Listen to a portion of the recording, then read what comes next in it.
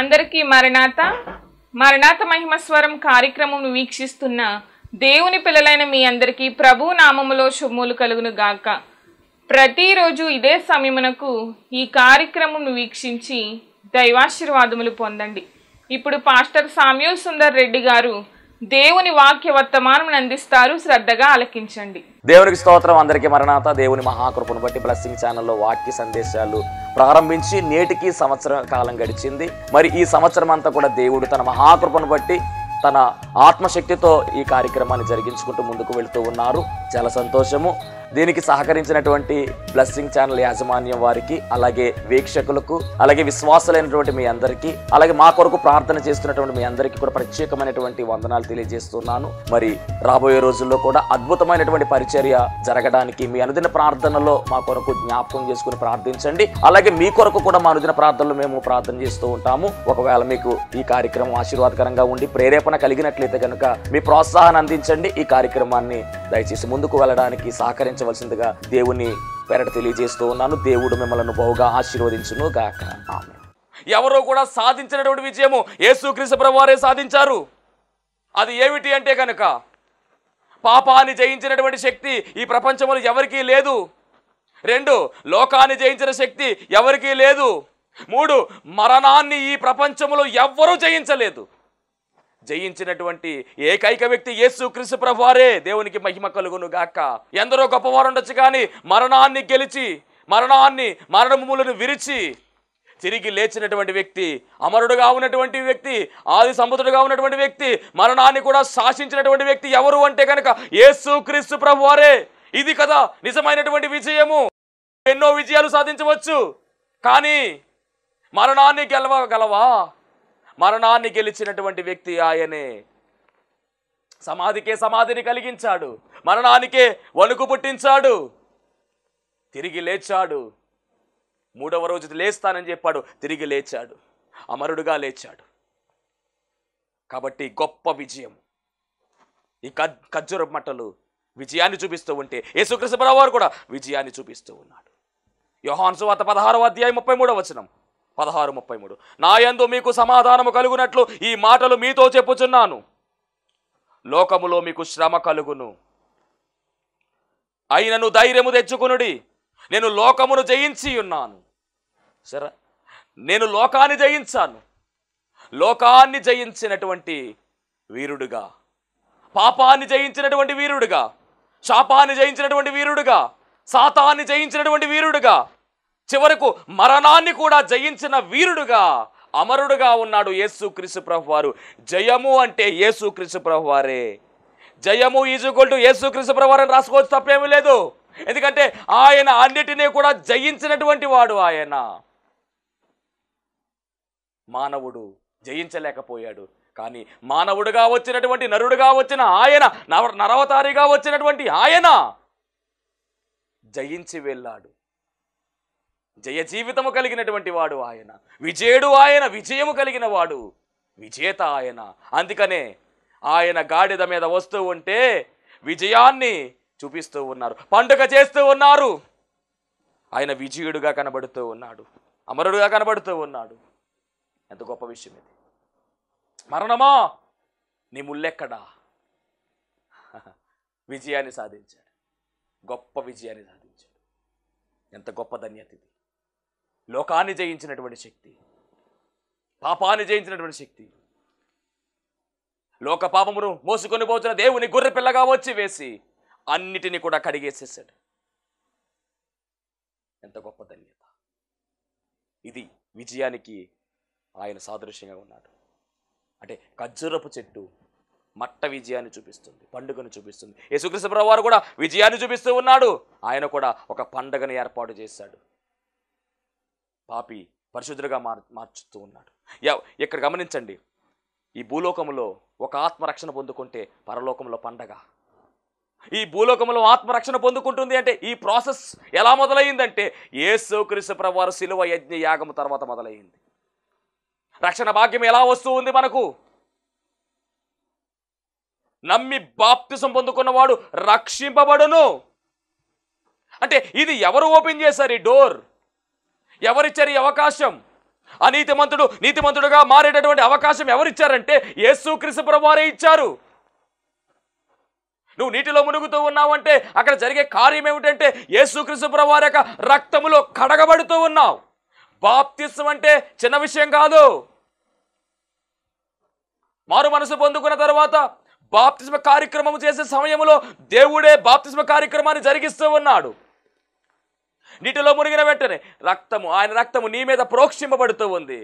రక్త ప్రోక్షణం అవశ్యం అన్నారు. రక్త ప్రోక్షణం జరగాలి. రక్తము చిందించకుండా పాపము పోదు.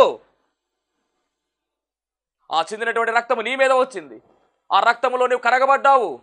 యేసు రక్తము ప్రతి పాపము నుంచి మనల్ని పవిత్రులుగా చేస్తుంది.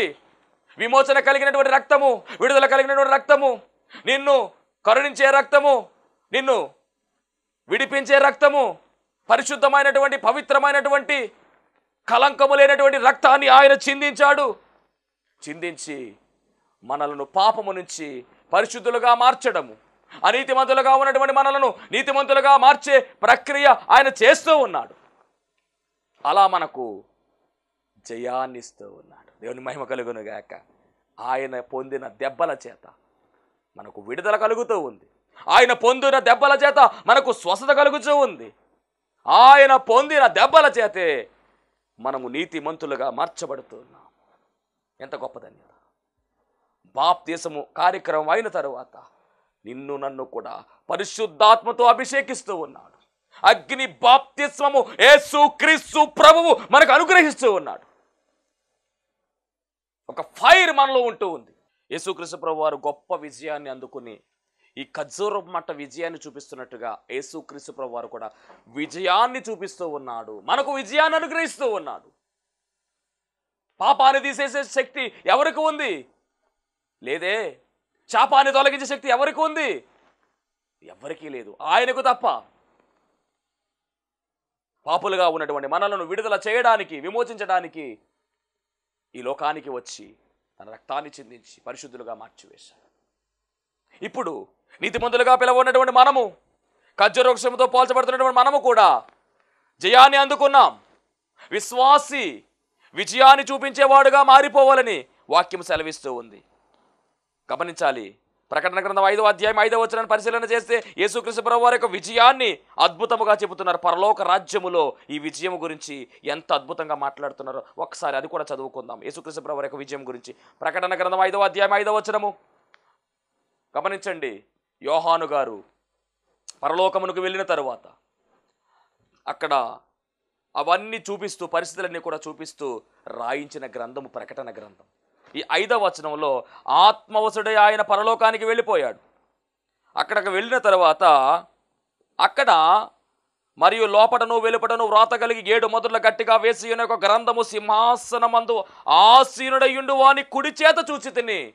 7 ముద్రలు వేసినటువంటి ఒక గ్రంథము ఉందంట. ఈ వ్రాత కలిగినటువంటి ముద్రలు వేసినటువంటి ఈ పుస్తకం, ఈ గ్రంథము సింహాసనమందు ఆసీనుడయున్నటువంటి వాని చేతిలో ఉంది, దేవుని చేతిలో ఉంది. మరియు దాని ముద్రలు తీసి ఆ గ్రంథం విప్పుటకు యోగ్యుడైన వాడు ఎవడని బలిష్ఠుడైన యొక్క దేవదూత బిగ్గరగా ప్రచురింపగా, ఈ ముద్రలు తీసి ఆ గ్రంథాన్ని విప్పేటటువంటి యోగ్యత ఎవరికి ఉంది అని అడుగుతా ఉంటే అక్కడంట ఆ గ్రంథాన్ని విప్పే యోగ్యత ఎవరికీ లేదంట. అయితే పరలోకమందు కానీ, భూమి మీద కానీ, భూమి కింద కానీ, పరలోకములో లేదు, భూలోకములో లేదు, భూమి క్రింద కూడా ఎవరికీ లేదు. అక్కడ రాయబడినమాట అదే. పరలోకమందు కానీ, భూమి మీద కానీ, భూమి కింద కానీ ఆ గ్రంథం ఇప్పటికైనా చూచుటకైనను ఎవరికి శక్తి లేకపోయాను. ఆ గ్రంథం ఇప్పటికై చూచుటకై యోగ్యుడు ఎవడును కనబడనందున నేను బహుగా ఏడుస్తున్నాను. అయ్యో, ఎవరిప్పుతారంటే ఎవరు లేరంట. అలా ఏడుస్తున్నప్పుడు ఏం జరిగిందో చూద్దాం ఒకసారి. 5వ వచనం. ఆ పెద్దలలో ఒకడు, ఏడవకము, ఇదిగో దావీదుకు చిగురైన యోధా గోత్రపు సింహము 7 ముద్రలు తీసి ఆ గ్రంథము విప్పుటకై జయము పొందెనని నాతో చెప్పాను. అదని జయం అంటే. దేవునికి మహిమ కలుగును గాక. ఎంత అద్భుతమైన జయము చూసారా? ఏంటి, భూమి మీద కానీ, పరలోకములో కానీ, భూమి కింద కానీ ఆ గ్రంథాన్ని విప్పేటటువంటి అధికారము ఎవరికీ లేదు, ఆ అథారిటీ ఎవరికీ లేదు. కేవలము యేసుక్రీస్తు ప్రభు వారికి మాత్రమే ఉంది. అంటే ఆయన సాధించిన జయము మామూలు జయము కాదు. విజయ వీరుడుగా ఆయన కనబడుతూ ఉన్నాడు. అందుకనే మీకు ముందే చెప్పాను, విజయము లేదా జయము ఈజ్వల్ యేసుక్రీస్తు ప్రభువారే. మనం పొందుకున్నటువంటి జయము కాదది, అద్భుతమైనటువంటి జయం అది. ఆ జయాన్ని మనకిస్తున్నాడు. ఎంత గొప్ప దేవుడో చూడండి. పరీక్ష రాసింది ఆయన, కానీ ఫలితాన్ని మనకిస్తున్నాడు. కష్టపడి పనిచేసి ఫలితాన్ని మనకిస్తున్నాడు. యుద్ధం మనం చేయవలసిన అవసరం లేదు, యుద్ధం ఆయన చేస్తాడు, విజయం మనకిస్తాడు. యుద్ధం ఆయన చేశాడు. సాతానుతో పాపముతో లోకముతో యుద్ధము చేశాడు. ఆయన శరీరధారిగా ఉన్నప్పుడు సాతాను ఎంతగానో శోధించాడు. అయినప్పటికీ కూడా ఏ శోధనకి కూడా లొంగిపోకుండా నిలబడినటువంటి ఏకైక వీరుడు, ధీరుడు, హీరుడు ఎవరు అంటే యేసుక్రీస్తు ప్రభువారే. దేవునికి మహిమ కలుగును గాక. అంత జయమును కలిగినటువంటి ఆయన మనకు జయాన్ని ఇస్తూ ఉన్నాడు. ఇప్పుడు ఆ జయాన్ని పొందుకున్నటువంటి మనము కూడా ఎలా ఉండాలంటే, విశ్వాసులు కూడా విజయవీరులుగా ఉండాలి. ఖర్జూర వృక్షము విజయాన్ని చూపిస్తుంది, యేసుక్రీస్తు ప్రభువు వారు విజయాన్ని చూపిస్తున్నారు. ఇప్పుడు విశ్వాసులు కూడా ఏం చేయాలి? విజయాన్ని చూపించాలి. చూద్దాం, వాక్యం చూద్దాం ఒకసారి. కొలస్సీలకు రాసినటువంటి పత్రికలో ఈ మాట కనబడుతూ ఉంది.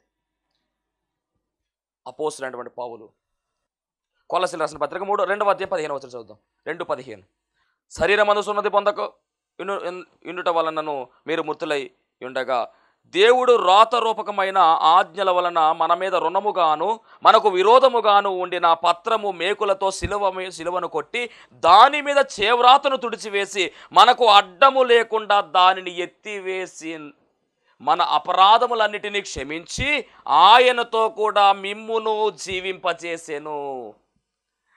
ఆయన ప్రధానులను అధికారులను నిరాయుధులుగా చేసి సిలువ చేత జయోత్సవముతో వారిని పట్టి తెచ్చి బాహాటముగా వేడుకకు కనుపరిచెను.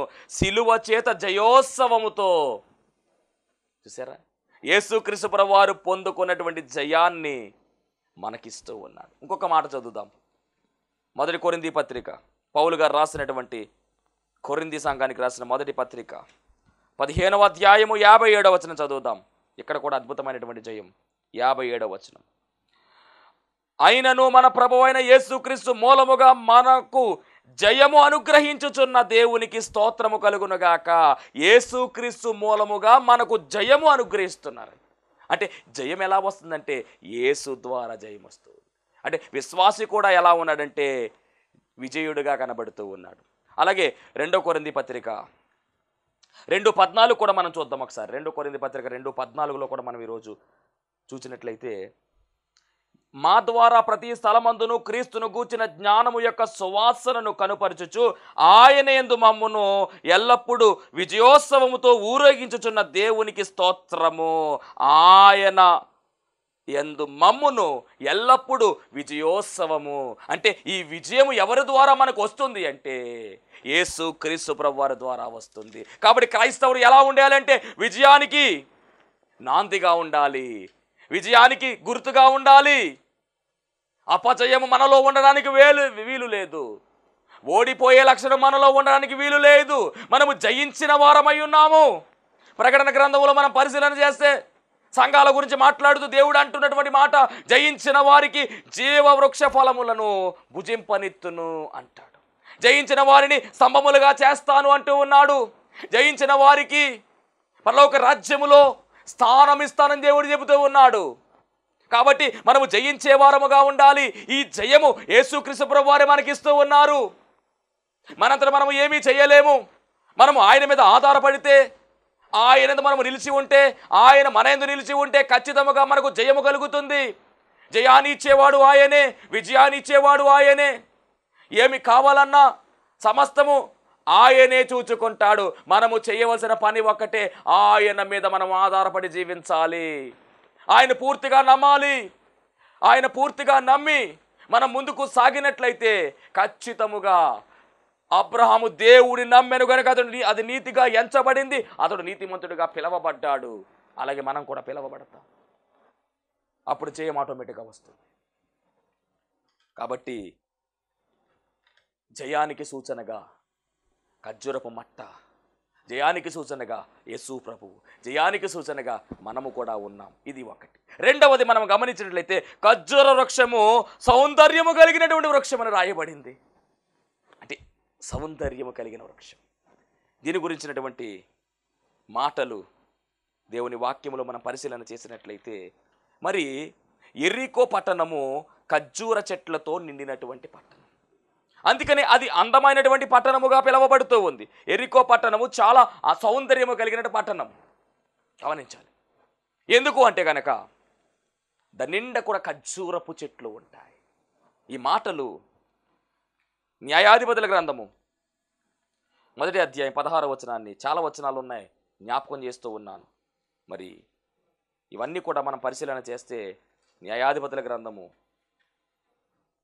1వ అధ్యాయం 16వ వచనములో రాయబడినటువంటి మాట ఈ పట్టణం గురించి మాట్లాడతారు. మోషే మామయ్యన కెయీను కుమారులు యోధా వంశస్థులతో కూడా ఖర్జూరపు చెట్ల పట్టణములో నుండి ఆరాదు దక్షిణ దిక్కులోని యోధా అరణ్యమునకు వెళ్ళి అక్కడ చేరి ఆ జనముతో నివసించిరి. అంటే ఖర్జూర చెట్ల పట్టణము అని దేనికి పేరు అంటే యెరికో పట్టణానికి. దేవునికి మహిమ కలుగునుగాక. కాబట్టి మరి ఈ చెట్టు సౌందర్యము కలిగినటువంటి చెట్టుగా, వీటి వల్ల ఆ పట్టణమంతా కూడా సౌందర్యము కలిగినటువంటి పట్టణముగా మనకు కనబడుతూ ఉంది. 2వ రాజుల గ్రంథములో మరొక మాట నేను మీకు చూపిస్తాను.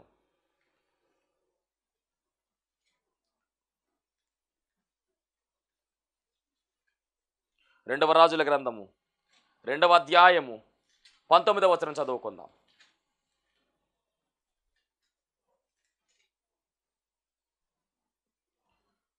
అంతటా ఆ పట్టణపు వారు, ఈ పట్టణమున్న చోటు రమ్యమైనదని మా ఏలిన వాడవైన నీకు కనబడుచున్నది. గమనించాలి. ఈ పట్టణం ఏ పట్టణం అంటే రమ్యమైన పట్టణముగా పిలువబడుతూ ఉంది. ఆ పట్టణము యెరికో పట్టణమే.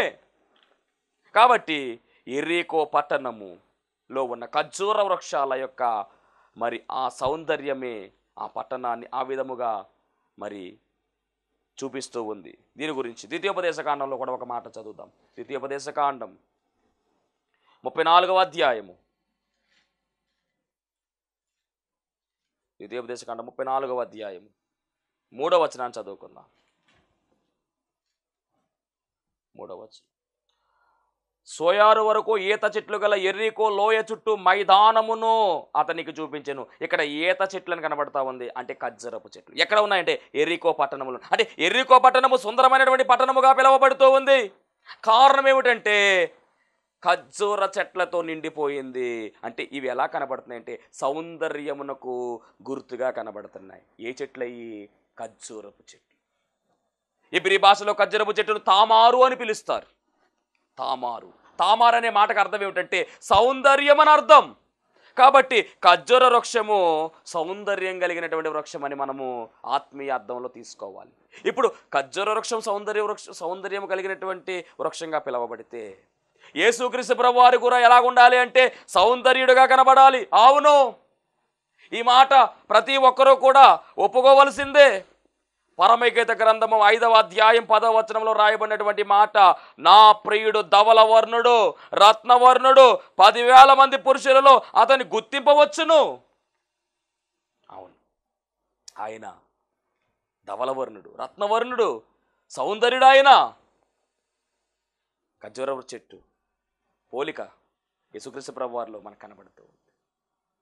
అది సౌందర్యము కలిగిన చెట్టు అయితే యేసుక్రీస్తు ప్రభువారు కూడా ఎలా ఉన్నారంటే ఆయన కూడా సౌందర్యము కలిగినటువంటి ఆయనగా మనకు కనబడుతున్నాడు. ఒకసారి పరమగీత గ్రంథం 5వ అధ్యాయములో ఈ యొక్క పోలికలు మనం చూసినట్లయితే వర్ణన 5వ అధ్యాయం 9 నుంచి చదువుతున్నాను. 9 నుంచి. స్త్రీలలో అధిక సుందరవగుదానా, నా ప్రియుడు ధవలవర్ణుడు రత్నవర్ణుడు 10,000 మంది పురుషులలో అతని గుర్తింపవచ్చును. అతని శిరస్సు అపరంజి వంటిది, అతని తల వెంట్రుకలు కాక పక్షము వలె కృష్ణ వర్ణములు నల్లనివి, అవి నొక్కులు నొక్కులుగా కనబడుచున్నవి. అతని నేత్రములు నదీ తీరమందు గువ్వల వలె కనబడుచున్నవి, అవి పాలతో కడగబడినట్టున్నవి, అవి చక్కగా తాచిన రత్నముల వలె ఉన్నవి. ఏమండి, ఈ వర్ణన 18వ వచనం దాదాపు 16వ వచనం దాకా మనకు కనబడుతున్న వర్ణన ఎంత అద్భుతమైనటువంటి మాట. ఆయన సౌందర్యము కలిగిన వాడు. అంటే ఇక్కడ ఈ ఖర్జూర వృక్షం ఎలా ఉందంటే సౌందర్యంగా ఉంది, యేసుప్రభు ఎలాగో సౌందర్యంగా. ఇప్పుడు మనం మరి మూడవదిగా ఉన్నట్టు మరి మనం ఎలా ఉండాలి, విశ్వాసులు ఎలాగ ఉండాలంటే సౌందర్యము కలిగి ఉండాలి. పరమగీతం 1:15 రాయబడినటువంటి మాట, నా ప్రియురాలా నీవు సుందరవతివి, నీవు సుందరివి, నీ కన్నులు గొవ్వ కండ్లు అని చెప్పి అక్కడ చాలా స్పష్టముగా ఉంది. 1:15, నా ప్రియులారా నీవు సుందరివి, నీవు సుందరివి, నీ కన్నులు గొవ్వ కండ్లు. అంటే విశ్వాసి కూడా ఎలా ఉండాలంటే సౌందర్యము కలిగి ఉండాలి. వరుడైన యేసుక్రీస్తు ప్రభువు వారు ఎలా ఉంటారో మనము కూడా అలాగే ఉండాలి. అవే క్వాలిటీస్ మనలోకి రావాలి.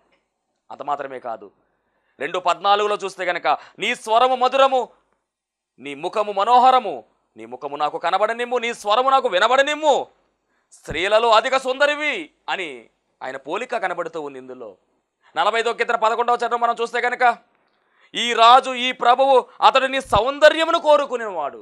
మన రాజు మన ప్రభువు యేసుక్రీస్తు వారు మన సౌందర్యాన్ని కోరుకుంటాడు. మరి ఏ సౌందర్యం కోరుకుంటాడు ఆయన? సామెతల కింద 31:30 మనం చూస్తే, ఆంతము మోసకరము సౌందర్యం వ్యర్థమని రాయబడింది. ఆయన కోరుకునే సౌందర్యము, ఆయన అనుకునే సౌందర్యం ఏమిటంటే నీ ఆంతరంగిక స్వభావము, నీ అంతర సౌందర్యాన్ని ఆయన చూస్తూ ఉన్నాడు. నీ బాహ్య రూపం కదా ఆయన చూచేది. నువ్వు ఎలా ఉన్నప్పటికీ నీ ఆంతరంగిక స్వభావము ఆయన చూస్తున్నాడు. నువ్వు నల్లగా ఉన్నా, తెల్లగా ఉన్నా, పొడుగ్గా ఉన్నా, పొట్టిగా ఉన్నా, నువ్వు ఎలా ఉన్నప్పటికీ కూడా నీ పై రూపాన్ని ఆయన చూడడు, నీ మనస్సు ఆయన చూస్తాడు, నీ హృదయం ఆయన చూస్తాడు. నీ హృదయం యథార్థంగా ఉందా? నీ హృదయం కఠినంగా ఉందా? నీ హృదయం పాపముతో నిండిపోయిందా? ఆయన చూస్తాడు. హృదయ శుద్ధి గల వారు ధన్యులు, వారు దేవుని చూచేదని రాయబడింది. నువ్వు ఆయన చూడాలి అంటే నీ హృదయం శుద్ధ హృదయం కలిగి ఉండాలి. నీ హృదయంలో లోకం ఉండడానికి వీలేదు. నీ హృదయం అంతా కూడా దేవుని వాక్యముతో నింపబడాలి. అప్పుడు నీకు సౌందర్యం, ఆత్మీయ సౌందర్యం వస్తుంది. ఆ సౌందర్యం మనం కలిగి ఉండాలి. ఇక 3వ లక్షణం మనం గమనిస్తే కనుక, ఈ ఖర్జూర వృక్షము తిన్నగా పెరుగుతుంది. ఎక్కడ కూడా వంకర టెంకరలు దీంట్లో ఉండవండి. పరమగీతం 7:7 రాయబడినమాట, నీవు తాళ వృక్షం అంత తిన్నని దానవు అని. వంకర లేనిది ఇది, వంకర తత్వము. పరిశుద్ధ గ్రంథం మనం గమనిస్తే ఈ వంకర అనేటటువంటిది దేన్ని చూపిస్తుంది అంటే పాపాన్ని చూపిస్తుంది. 125వ కీర్తన 5వ చరణం మనం చూసినట్లయితే కనుక, తమ వంకర త్రోవలకు తొలగిపోవు వారిని పాపము చేయు వారితో కూడా యెహోవా కొనిపోవును. వంకర త్రోవ అనేది పాపమును సూచిస్తూ ఉంది, పాప తత్వాన్ని చూపిస్తూ ఉంది. సామెతల గ్రంథం 2:15 కూడా రాయబడిన మాట, వారు నడుచుకొని త్రోవలు వంకరవి, వారు కుటిల వర్తనులు అని రాయబడింది. కాబట్టి ఈ చెట్టులో వంకరతనం లేదు, తిన్నగా వెళ్ళిపోతుంది. అలాగే యేసుక్రీస్తు ప్రభువు వారి యొక్క మార్గము కూడా ఎలాంటి మార్గం అంటే తిన్నని మార్గం. అది తిన్నని మార్గము. యెషయా గ్రంథం 44లో మనం చూసినట్లయితే కనుక, ప్రతి లోయను ఎత్తు చేయవలెను, ప్రతి పర్వతమును ప్రతి కొండను అణచవలెను, వంకరవి చక్కగాను కరుకైనవి సమముగాను ఉండవలెను. ఇదొక ప్రవచనం. ఈ ప్రవచనం, ఈ స్టేట్మెంట్ ఎక్కడ నెరవేరుతుందంటే యేసుక్రీస్తు ప్రభువులో నెరవేరబోయినది ఉన్నది. అది వంకర మార్గాలను ఆయన ఏం చేస్తాడంటే చక్కపరచడానికి వచ్చాడు ఆయన. దేవునికి స్తోత్రం. కాబట్టి మనం గమనించాలి, మరి ఆయన పాపము లేనివాడుగా, పాపాన్ని తీసివేసేవాడుగా, వంకర తత్వము అనేది ఆయనలో లేదు. వంకర అయినటువంటి వాటిని సరిచేసేవాడుగా కనబడుతూ ఉన్నాడు. ఎందుకంటే ఆయన పవిత్రుడు, నిర్దోషి, నిష్కల్మషుడు, పాపుల్లో చేరక ప్రత్యేకముగా ఉన్నవాడుగా ఆయన కనబడుతున్నాడు. ఎబ్రీ పత్రిక 7:26లో మనం చూసినట్లయితే. కాబట్టి గమనించండి, మరి విశ్వాసులుగా ఉన్నటువంటి మనలో కూడా వంకరతనం ఉండకూడదు. అంటే పాపం అనేటటువంటిది ఎక్కడా ఉండకూడదు. ఆయన నీతిమంతుడు, మనము నీతిమంతులుగా ఉండవలసిందే. ఆయన పరిశుద్ధుడు, మనం కూడా పరిశుద్ధులుగా ఉండవలసిందే. ఈ లక్షణం మనం కలిగి ఉండాలి. ఇది 3వ లక్షణం చూపిస్తూ ఉంది. దేవునికి మహిమ కలుగును గాక. కాబట్టి మరి ఈ చెట్టు ఫలింపుకు సాదృశ్యంగా కనబడుతూ ఉంది, ఫలించేదిగా కనబడుతూ ఉంది. మనము కూడా ఫలించే వారముగా ఉండాలి. యేసుక్రీస్తు ప్రభువు వారు ఫలించారు, ఆయన ప్రథమ ఫలముగా ఉన్నారు. మనము కూడా ఫలించే వారముగా ఉండాలి. ఈ చెట్టు ఆశీర్వాదాన్ని చూపిస్తూ ఉంది, ఆశీర్వాదాన్ని చూపిస్తుంది. అందుకని యెహోవా మందిరములో నాటబడిన వారు దేవుని ఆలయములో వర్ధిల్లుదురు అని 92వ కీర్తన 13వ చరణంలో రాయబడింది. ఇది ఆశీర్వాదాన్ని చూపిస్తుంది. దేవుని ఆలయంలో ఉంటే అవకాశము ఈ చెట్టుకు వచ్చింది. ఆయన ఆలయంలో ఉంటే చాలండి, నా మందిర ఆవరణంలో 1 దినముల గడుపుట 1000 దినముల కంటే శ్రేష్టమైనటువంటి ఆశీర్వాదం అంటున్నాడు దేవుడు.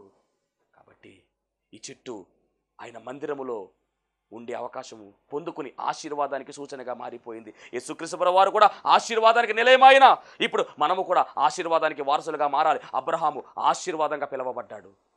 కాబట్టి ఖర్జూర వృక్షం ఆశీర్వాదాన్ని చూపిస్తూ ఉంది, యేసు ప్రభువును ఆశీర్వాదాన్ని చూపిస్తూ ఉన్నారు. మనము కూడా ఎలా ఉండాలంటే ఆశీర్వాదాన్ని చూపించే వారముగా ఉండాలి.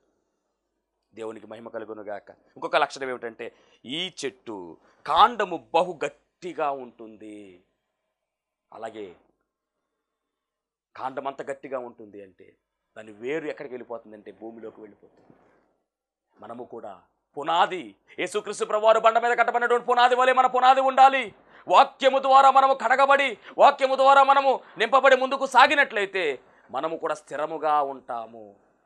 దేవునికి మహిమ కలుగునుగాక. ఈ లక్షణాలన్నీ ఖర్జూరపు చెట్టులో ఉన్నాయి, ఈ లక్షణాలన్నీ ప్రభువులో ఉన్నాయి. ఈ లక్షణాలన్నీ కూడా మనలో ఉంటే మనము ధన్యులమవుతాము. అప్పుడు మనము నీతిమంతులముగా పిలవబడతాము, మొవ్వు వేసేవారముగా పిలవబడతాం, ఫలించే వారముగా ఉంటాం.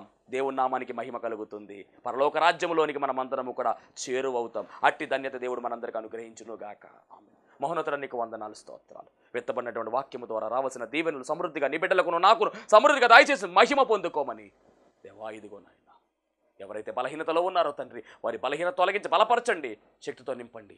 యేసు నామములో అడుగుచున్నాం పరమ తండ్రి, ఆమేన్. అందరికీ మరణాత. దేవునికి స్తోత్రం. అందరికీ వందన మరణాత తెలియజేస్తూ ఉన్నాను. మరణాత మహిమస్వరం అనే ఆధ్యాత్మిక కార్యక్రమాన్ని వీక్షిస్తున్న మీ అందరికీ కూడా మరొక పర్యాయము ప్రభు పేర వందన మరణాత తెలియజేస్తూ ఉన్నాను. మరి ఈ కార్యక్రమము ఎంతో ఆశీర్వాదంగా ఉందని, ఈ కార్యక్రమం ద్వారా ఎన్నో మేళ్లు పొందుకున్నామని మరి మీరందరూ కూడా ఫోన్ కాల్ చేస్తూ ఉన్నారు. చాలా సంతోషము. ఎన్నో అద్భుత ఆశ్చర్యకార్యాలు దేవాదేవుడు ఈ కార్యక్రమం ద్వారా జరిగిస్తూ ఉన్నారు. దేవుని నామమునికి మహిమ కలుగునుగాక. మరి మీరు చూస్తున్నటువంటి ఈ యొక్క షెడ్ గురించి గతంలో మీకు చెప్పడం జరిగింది. యజమానుడు మరి దీన్ని బేరం పెట్టారని చెప్పేసి, దీన్ని తీసుకుంటే ఇక్కడ ఆరాధన జరుగుతుంది, లేకపోతే మనం బయటికి వెళ్ళాలనేటువంటి పరిస్థితిని మీకు చెప్పినందుకు చాలామంది మరి సహకరించారు. కొంతమంది మరి అమౌంట్ పంపించడం జరిగింది, అలాగే ప్రార్థన చేయడం జరిగింది.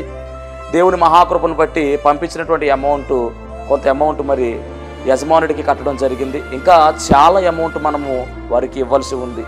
కనుక మరి ఈ కార్యక్రమాన్ని వీక్షిస్తున్నటువంటి మీకు ఎవరికైనా కనుక ప్రేరేపణ కలిగినట్లయితే కనుక మరి మీ వంతు సహకారాన్ని అందించండి. ఈ దేన సేవకునికి మీ యొక్క సహకారం అందించి ఈ సేవను మరి ముందుకు వెళ్ళేలాగా సహకరించవలసిందిగా ప్రభు పేరు తెలియజేస్తూ ఉన్నాను. మీకు ఎవరికైనా కనుక మరి ప్రేరేపణ కలిగినట్లయితే కనుక స్క్రీన్ మీద కనపడుతున్నటువంటి ఆ నెంబర్కి ఫోన్పే చేయండి, లేదా ఫోన్ చేసినట్లయితే కనుక నేనే స్వయంగా మాట్లాడతాను.